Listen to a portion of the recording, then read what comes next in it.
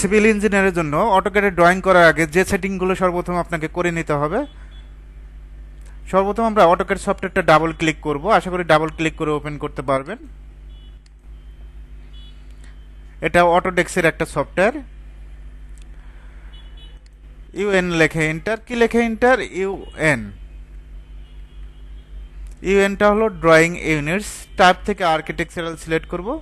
Precision থেকে 0 fit 0 ইঞ্চি। অবশ্যই এখান থেকে আমরা কি সিলেক্ট করব? ইঞ্চি।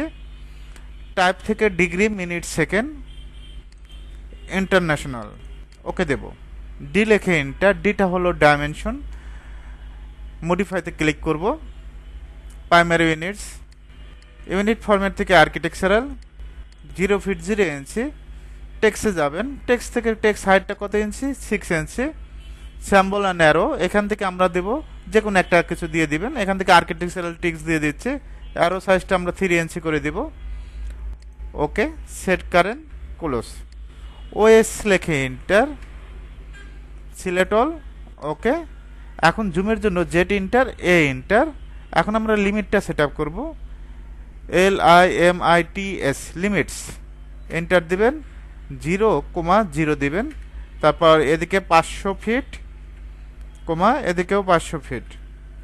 এন্টার দিবেন। এখন আমরা লাইন নেব। কি নেব? লাইন। এল লেখে এন্টার। কি লেখে এন্টার? এল লেখে এন্টার। এই পয়েন্ট থেকে F8 লাইনটা স্ট্রেট করার জন্য আমরা এখান থেকে নেব 10 ফিট। কত ফিট নেব? 10 ফিট।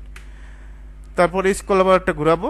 এখন দেখেন এক্স এন্ড ওয়াই ডিরেকশনটা কিন্তু মাঝখানে চলে আসে। এখানে আমরা জাস্ট কি করব? UCS icon. কি টাইপ করব? UCS icon. এন্টার। নো লেখে এন্টার।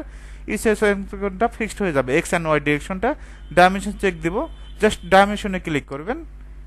এখানে একটা ক্লিক করবেন 10 ফিট। আমরা 10 ফিটের লাইন নিয়েছি, 10 ফিটটা শো করছে। এখন যদি আমরা লাইন নেই এখান থেকে 4 ফিটের 4 ফিট, ডাইমেনশনে ক্লিক করব। জাস্ট এই লাইনের উপর একটা ক্লিক করলেই হবে।